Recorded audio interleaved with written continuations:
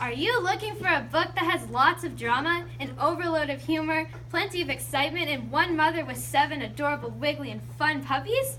If you are, you should bury your face in Dork Diaries, Book 10, Tales from a Not-So-Perfect Pet Sitter, written and illustrated by Rachel Renee Russell, because this book is just for you.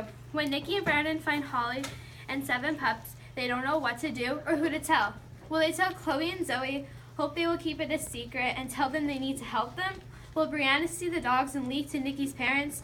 Or will Mackenzie find out, spill to Nikki's parents, tell the whole school and ruin Nikki's life? Will Nikki be able to keep this 8-puppy chaos situation in one piece, even if it means punishment? Let's find out. You're probably wondering who all these people are. Well, let me introduce them to you. Meet Nikki Maxwell. Nikki is a self-proclaimed dork and a big doodler with big dreams and an even bigger addiction to writing in her diary. Nikki often underestimates herself despite her many talents. Nikki finds that calling Mackenzie a mean girl is an understatement. Nikki thinks that Mackenzie reminds her of one of those disposable baby diapers. Why? Because they're both plastic, totally self-absorbed, and full of poop. A few ways that I could remind myself about Nikki, like ways that can be the same as her, is that she's a doodler and she has big dreams. And I sometimes often underestimate myself. I don't know why, but it sometimes happens. Meet Zoe Franklin. Zoe is Nikki's BFF, partner in crime, and a human Wikipedia.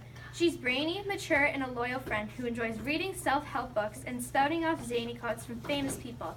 She's funny, creative, and bails Nikki out of trouble on the regular. You can always go to Zoe for a homework help and a quick therapy session. I can't relate to Zoe because Zoe is a very brainy person. She's so intelligent. Meet Chloe Garcia. Chloe is Nikki's boy-crazy BFF, partner in crime, and an amateur romance expert. She's sweet, girly, really sensitive, and loves to read all of the latest novels. Chloe is very protective of Nikki and always has her back when the going gets tough. Chloe is not the sharpest tool in the shed, but despite her not being the smartest, she can always bring a smile to Nikki's face with a group hug or by flashing her jazz hands. I can sort of relate to Chloe by how she's not always the sharpest tool in the shed. And last but not least, meet Mackenzie Hollister, the Queen Bee. Mackenzie puts the H in hater. She's glamorous Queen Bee of the CCPs, cute, cool, and popular, and lives for fashion, lip gloss, selfies, and making people miserable, especially dorks like Nikki Maxwell. Mackenzie has lots of problems that she blames them on other people. You know the saying, when life gives you lemons, you make lemonade? Well, when life gives her lemons, she squeezes the juice into other people's eyes. What a mean girl. Now that you know who everyone is, let's get back to this jam-packed story. When Nikki and Brandon find Holly, the dog, and 7 adorable puppies at Fuzzy Friends, Brandon's upset because there's no more room in Fuzzy Friends for homeless animals. They tell Chloe and Zoe about their problems, and they agree to help Brandon and Nikki. All 4 decide that they all will have the dogs for one day. But when Nikki's mom says no, Nikki decides to sneak the dogs around, including her house, the janitor's closet, the library, and even the principal's office. Let's talk about the janitor's closet.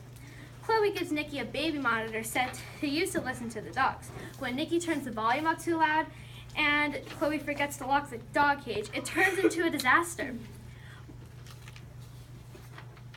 Nikki has her baby monitor in her backpack in class, but it's so quiet you could hear a pin drop. Then, all of a sudden, boom, splash, bark, yip, yip, crash. Nikki was so startled she practically jumped out of her seat. It sounded like a Category 3 hurricane hit that janitor's closet. Nikki's quick to think because she pretends all the noise is her stomach.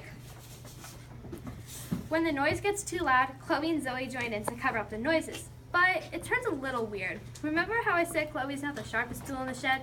Well, I was right, because instead of her doing sick noises like moaning, she makes farm noises like moo, quack, quack, oink, oink, cockle-doo-doo-doo. Geez, Chloe, you're like a problem spawner, aren't you? My favorite part is when Miss Bree, aka Brianna, covers Holly and her 7 puppies in peanut butter.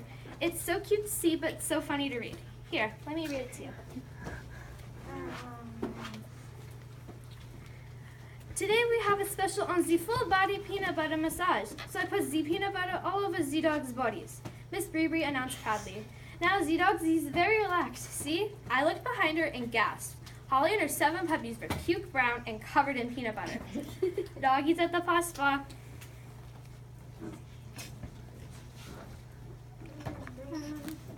OMG, what have you done? These dogs are completely covered in Dad's birthday peanut butter. I shrieked hysterically. Bah, nonsense. Miss Breery waved her hand at me dismissively. I make Z-Dogs beautiful. If Z-Dogs don't look good, I don't look good. Admit it, Miss Breery, you totally screwed up. These dogs look like some furballs that a giant cat coughed up after eating 139 peanut butter cookies. I complained. Are you even a licensed spa professional? No need to be rude, darling, Miss Breery huffed. The situation is under control. My spa assistant in trading, Hans, has prepared a special bath. All Z peanut butter covered dogs will be squeaky clean very soon. Hans, please come clean Z-Dogs now. I couldn't help but roll my eyes when she mentioned her assistant, Hans. I will never, ever forget that guy. Hans is the teddy bear, was the assistant on duty at Salon Brianna the day Miss Breery accidentally chopped off my ponytail back in February. And he's a complete idiot, but whatever. I just found that part so funny. I like how Miss Breery thinks that Hans the teddy bear actually knows what he's doing. I chose to recreate the front and back cover of my book. On the front, I have a photo that looks a little bit like a scene from my book. I have the title in a dog bone with a few paw prints. I also have the author's name underneath my picture. On the back, I have a picture of a puppy from my book. It has some text talking about where the puppy came from. You can read it for yourself to see what's going on. I have a square text talking about the book, and in the bottom right corner, I have a barcode, so if you were to check out this book, you would scan that, so that way it knows you're taking it out. I recommend this book to people who like drama and excitement. If you like dramatic twists, this book is just for you. And my age recommendation is for 10 to 12-year-olds because this book was made for most girls in middle school. Thank you so much for listening to my book talk. I hope you enjoyed it. And why did I pick Dork Diaries? Because I'm such a dork.